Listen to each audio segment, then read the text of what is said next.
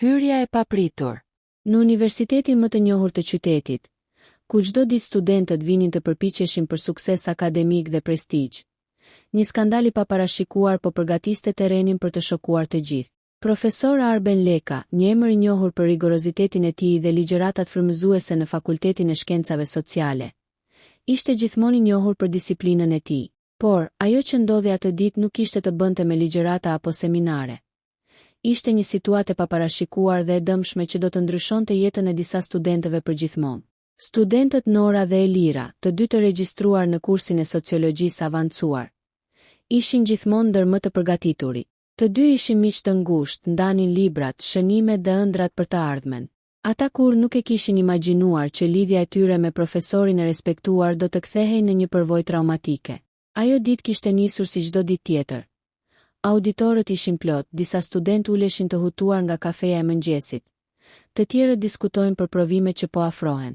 Por Nora, e ndjerë shqetësuar, hyri në dhomë me një ndjesi të çuditshme që diçka nuk shkonte. Elira, duke e parë, i hodhi një shikim shqetësues. Por të dyja vazhduan me shpresën se gjithçka ishte normale. Profesor Leka hyri në sallë me hapin e tij të njohur. Por ai nuk kishte pasur kurrë këtë shikim të ftohtë. Ai nuk ul në tryezën e tij të zakonshme.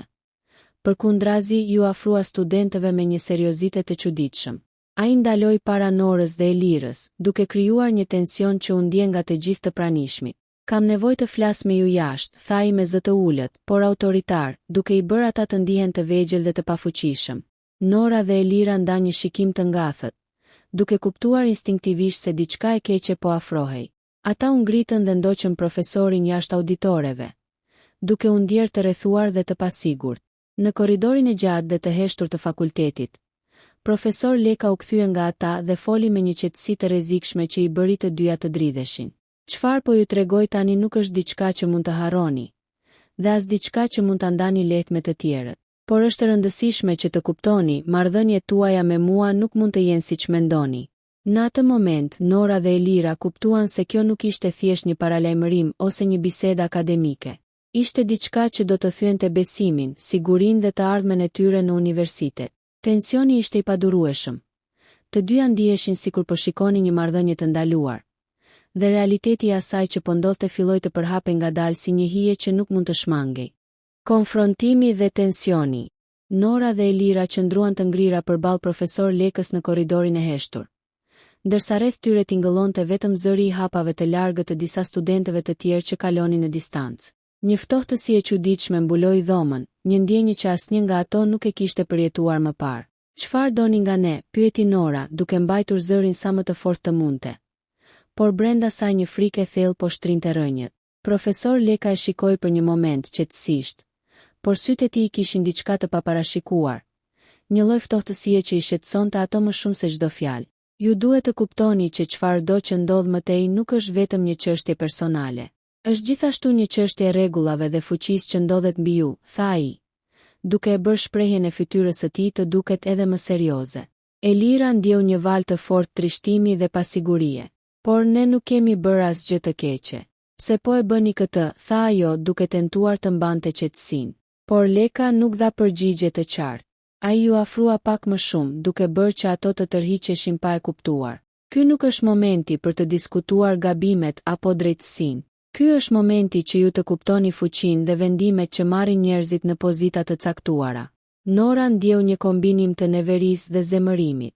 Një ndjenjë e fuqishme e padrejtësisë po digjej brenda saj. Ne jemi student tuaj.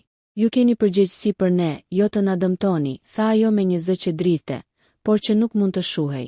Profesor Leka bëri një hap prapa, duke e parë reagimin e tyre, dhe një heshtje e rëndë mbuloi korridorin. Ai e dinte se po prekte një kufi që nuk duhej, por diçka tek ai duket se kishte ndryshuar. Një tension që nuk kishte pasur më parë në sjelljen e tij akademike. Në atë moment, Nora dhe Elira kuptuan se nuk mund të qëndronin të heshtura. Ata vendosën të reagojnë, të mos lejonin frikën të i bënte viktima të një situate që nuk e kishin zgjedhur. Duke mbajtur dorën e njëra tjetrës, ato ndjen një forcë të re brenda vetes. Guximin për të kërkuar drejtësi dhe për të mos u dhënë nën presionin e padrejtësisë. Përplasja emocionale arriti kulmin kur profesor Leka, duke kuptuar se nuk mund të manipulojë me ato, u tërhoq për pak dhe tha: "Mos harroni, çdo veprim ka pasojë. dhe pasojat nuk do t'i ndjeni vetëm ju, por edhe të tjerët rreth jush. Kjo fjalë la një shenjë të thellë tek Nora dhe Elira. Ato e dinin që rruga përpara nuk do të ishte e lehtë. Tani nuk ishte më thjesht një çështje akademike. Ishte një betejë për dinjitetin dhe të drejtën e tyre për të mos u shfrytëzuar. Ndërsa u kthyen në auditore, secila hapi celularin e saj për të regjistruar gjithçka që kishte ndodhur. Ata duhej të mbanin prova, sepse tani ishte koha që e drejta të triumfonte mbi frikën. Kulmi dhe pasojat. Dita e tretë pas përballjes me profesor Lekën ishte mbushur me tension të padukshëm. Universiteti kishte nisur të fliste në heshtje për atë që po ndodhte, ndonse askush nuk e dinte të vërtetën e plot. Nora dhe Elira, duke mbajtur njëri tjetrin për dore dhe duke ndier pasojat e ngjarjes në çdo frymëmarrje, vendosën të vepronin me kujdes, por pa kompromis. Ato e dinin se regjistrimet dhe shënimet e tyre mund të ishin mjeti I vetëm për të treguar të vërtetën. Me guxim ju drejtuan dekanatit, ku u pritën fillimisht me skepticizëm. Dekani, një burr I rritur dhe I zakonshëm, nuk e kuptonte plotësisht seriozitetin e situatës. Por dëshmitë e qarta, emocionet e dukshme dhe prova të pakundërshtueshme e bën të kuptonte. Diçka e rëndë kishte ndodhur në murin e brendshëm të fakultetit. Lajmi filloi të përhapej dhe universiteti u detyrua të veprojë. Profesor Leka u ndalua nga detyrat e tij derisa të zhvillohej një hetim I plot. Ndërkohë, studentët që kishin dëgjuar fragmentarisht rreth ngjarjes ndjen një kombinim frike dhe habie.